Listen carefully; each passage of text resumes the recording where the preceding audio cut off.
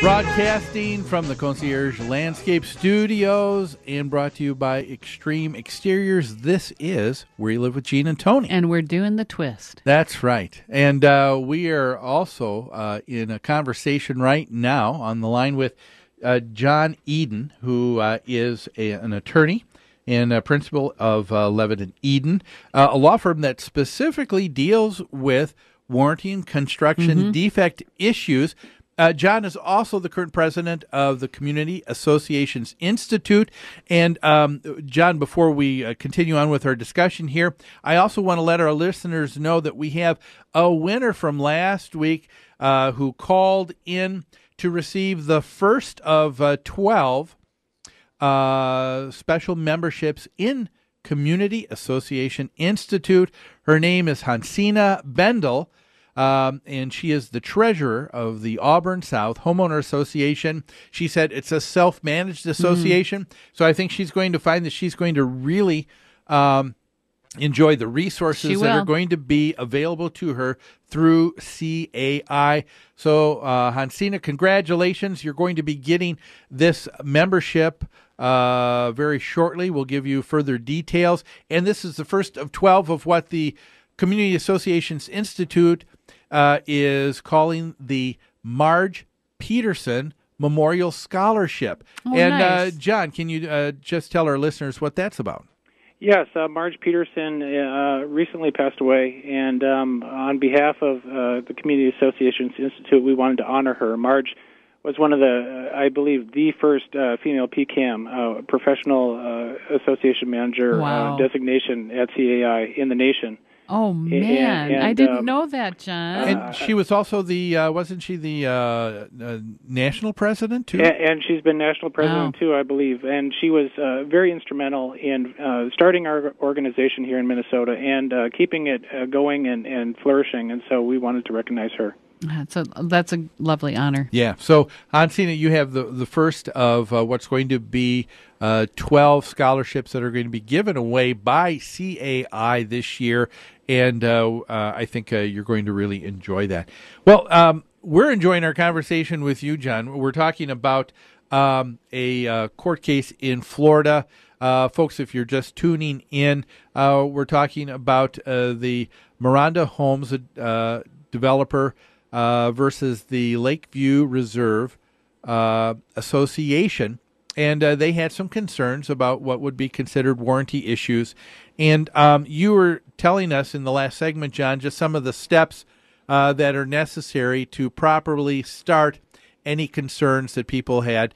And you said, number one, that you need to be able to really have a true assessment of and communicate with your owners, I think is what communicate with the owners, right, to try and get how many people are experiencing this get issue. an assessment. And then you also talked about second step might be to get an experienced engineer, contractor who can address these concerns with confidence and can evaluate what's wrong, right, John? Yes, exactly. And another perhaps concurrent thing you should consider doing is get some quick legal advice on based on the age of your association and perhaps when you first notice the problems, just to see where you are statute-wise so you don't blow any statutes of limitation that might be out there.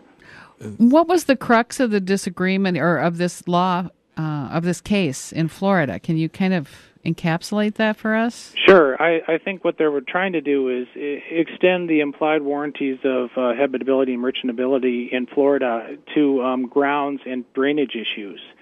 And apparently that hadn't been the case before, and this particular decision extended those warranties to any services essential to the habitability, kind of a big word. Easy to say. Habitability of the home. Yeah. And so they felt that grounds and sidewalks, roadways should be included as warrantable items. And in Minnesota, we don't really have that problem. Under the Kiowa statute, the language is any improvements made by the developer. So if they move some earth, if they plant a tree, if they dig a ditch, those things, if they're done improperly and cause damage to the association, those can be recovered for. Yeah. Okay, so in Florida, they were making a discernment between the house and whether it was habitable, and then other common areas like streets and sidewalks and lawns, which don't have a habitability issue.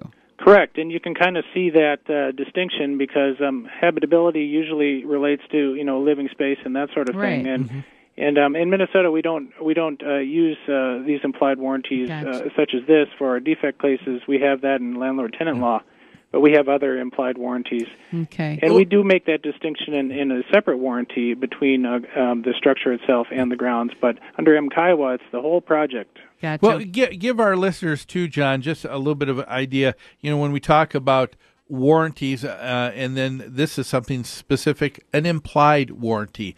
What is an implied warranty? Well, an implied warranty is a warranty that you have, regardless of whether or not you're advised of it, or given documentation that says you have it.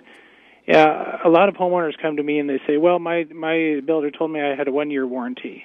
Well, that's what's called an express warranty. That's been communicated to you. That's what your warranty is. But Minnesota has several laws that are implied, which mean if there's a transaction involving a developer selling a property to an owner, these warranties follow with that transaction. They're automatic. These are obligations, whether a person knows about them or not. They are. That's correct. And they can be manipulated somewhat, but yes, they're there regardless. Well, talk about what is the difficulty that an association has when the developer goes out of business or bankrupt themselves. Well, in either situation, we've seen a lot of that in Minnesota, unfortunately, over the last couple of years. In either situation, there's usually an insurance policy that was in effect at the time of the construction, or else that project probably would not have been built. And so I would say, over 90% of our settlements in my practice are funded by insurance proceeds. Mm-hmm.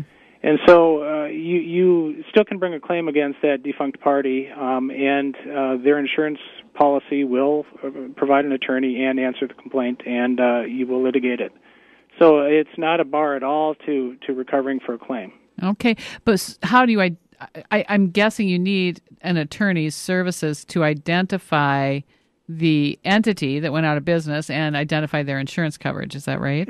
That's correct. You can find the developer entity usually through the Secretary of State, and you serve that party, and that party will almost always turn it over to their insurance carrier. I see. Okay. Yeah. Well, let's talk specifically, go back to this particular case. There was something I thought that was interesting. It said the 5th District announced what they considered a new test to determine what improvements immediately support the residents and thus are protected by an implied warranty.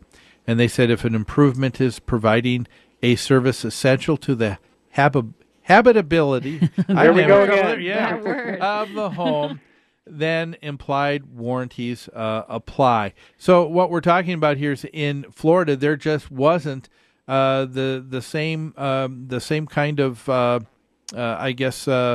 laws in place that you said are here in Minnesota, correct? Well, especially as to common elements, and common elements in this particular case, this is not a condominium, so you've got a lot of grounds and streets and roads that are common elements, and Florida apparently doesn't have, until this decision, doesn't have good protection for those types of elements. And it sounds like the 5th District came up with a different explanation or a different description than had been accepted in the past. That's right. They've worked around a couple of different cases that previously existed in Florida. The Conklin decision is mentioned here, and they kind of carved that out and moved around it. But, frankly, from a plaintiff's perspective, this is far more equitable because, as an owner, you may be directly affected by drainage issues, and drainage may cause water to come into your basement or something like that. And if you can't recover to fix that drainage problem, where are you at? Right. Now, and certainly if your road collapses, you're not going to get to your house to inhabit it. Fair enough. Yeah. One last thing here, too, I thought was interesting. It said 5th District distinguished in Conklin. It referred to, they pointed out that the buyers in the Conklin case were investors, as if that should have a different weight if the owners of the property are investors versus owner-occupants. Yeah, it is kind of an interesting comment. I think, legally, it wouldn't make a whole lot of difference in Minnesota. An owner is an owner, whether it's an investor or an actual resident. But I think from an equity perspective, that's something in law that we call, from a fairness perspective, it makes a little bit more sense. Their argument, they're kind of pulling it in to justify their decision. Hey, these are actual people that live on site. They're dealing with this. These aren't those wealthy landlords that are out gouging everybody. That's right, or have 5 condos and they live in Miami Beach, right? But I like your comment. An owner is an owner because even if the person isn't living there themselves, sure, they are offering that to someone else who is inhabiting that home. And so you still seem to have those same issues. Yep, and in this market, we've got a lot of people who have had to move, and they can't afford to sell their property, so they're landlords by default. And they're good people, and they deserve rights too. So. Yeah, that's right. Say, we're running out of our time here in this segment.